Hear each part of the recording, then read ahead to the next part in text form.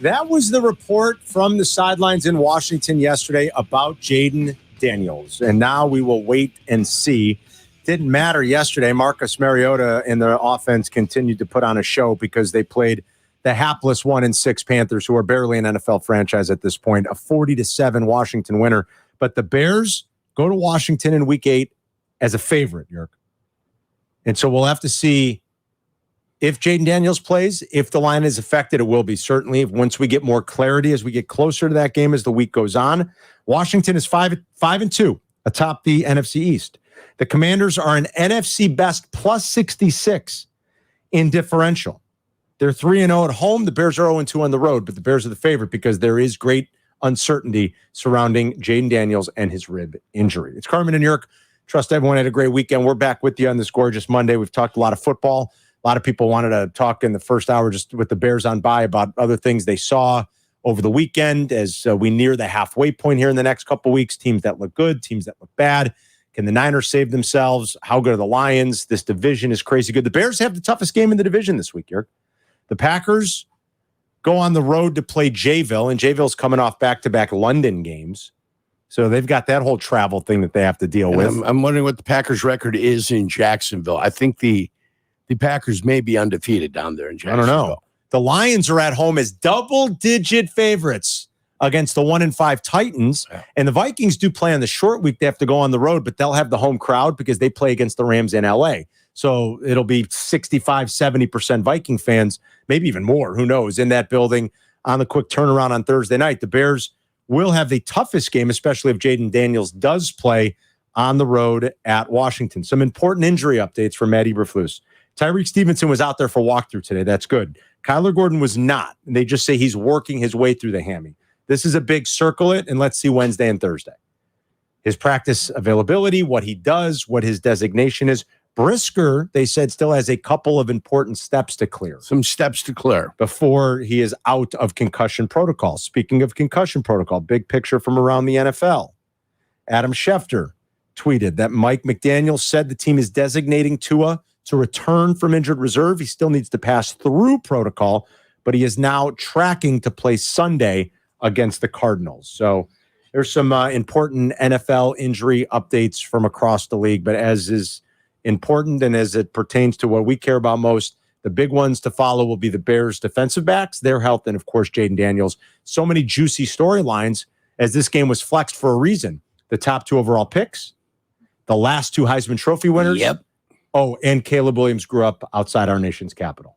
So he's going to play his hometown team. He's going home. I mean, there are so many juicy storylines for Bears and Commanders, and it would be great and to don't see. forget, he wanted to play there over Chicago. Of course. Remember Eddie that? on the north side had that. Yeah, he wanted to play in Washington as opposed to Chicago. Wasn't it like 2 days before the draft? And Eddie called, he's like, guys, I'm telling you, they're going to trade the pick to Washington. He only wants to play there. I'm like, I don't think so, Eddie. I think it's like a foregone conclusion now. It's like, pretty much everybody's come out and said it. Yeah, the Bears are taking him. So, a lot from the weekend that we're reacting to. 312-332-3776. We'll talk about our players of the weekend a little bit later. Today, we talked about the MVP race and how weird it is right now to see a guy with 6 touchdowns and 8 interceptions. That's like Jay Cutler numbers. 6 touchdowns and 8 interceptions. Jay Cutler was never the front runner in Week 8 for MVP. No. So if you're just joining us, which quarterback am I speaking of? Let's see. Let's do proper English. Of which quarterback do we speak? I don't even know if that's proper. Which quarterback has 6 touchdowns and 8 picks and is the favorite for MVP right now? Do I have to answer in form of a question? Yes, you do, Jurko. Jurko. Who is Patrick Mahomes? Correct. And you wagered? $1,500. $29.99.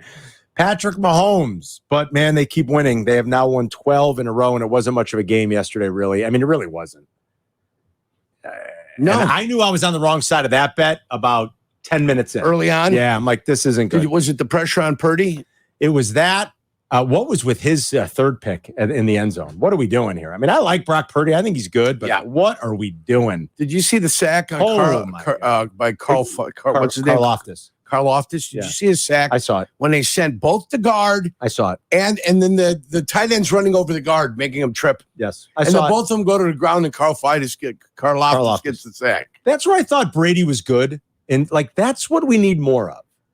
And Brady was exactly what you saw. Brady was saying, when they go watch the tape tomorrow, Kyle Shanahan's going to say, boys, what are we doing? Yeah, what the hell's wrong with you two? What are we doing? They're double. That's a double. Double. Or Karlaftis. It's a double. And they're falling over each other. Exactly. It looked like the Bears' offensive line early on Tommy Waddle dropping off some coffee for Jurko. Didn't want to come in today. No Bears game. There was a Bears game on Sunday. He'd come in and talk to us about it. Yeah, he didn't want to come. Yeah, but with no Bears game, he doesn't want to waste him in crosstalk. He doesn't want to waste his words, and I can understand that. Yeah, those are the types of play that drive you crazy. Nobody designs that play where you're falling over the top of each other. You're kidding. Yeah, that's just something that ends up happening because players are human beings. You're not executing. I knew I was on the wrong side of that one pretty early on. That wasn't much of a game.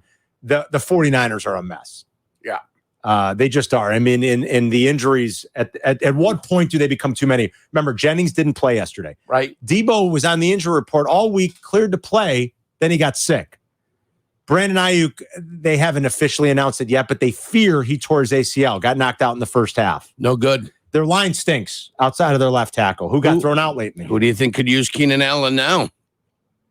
Well, I don't think they'd be Keenan Allen. If anything, I think it'd be Nate Davis. Francisco. And by the way, it was brought up to Matt Eberflus during the press conference. Both of them. It was at the NFL Network. I knew I saw it somewhere. I couldn't remember where. Where'd you see it? I think I gave Bigsy false credit. Sorry. It was the NFL Network who had reported, be on the lookout for the Bears to entertain offers for both Nate Davis and Khalil Herbert as the trade deadline nears in the NFL. I can't imagine Nate Davis is in very high demand, but teams that, you have a rash of injuries and you're a little desperate, maybe. I said, why don't the Cowboys or why don't the Bears reach out to the Cowboys about Khalil Herbert or a team like that? I don't know who else would fit that bill. It won't be the Niners. I don't think they care about wide receiver. I don't think they care about running back injuries. I think they care that McCaffrey's hurt. Yeah. Outside of that, I don't think they care. You know what I mean? To them, it's we're not, I don't think anyway that, I don't think Kyle Shanahan and John Lynch are going out to trade for a running back right now.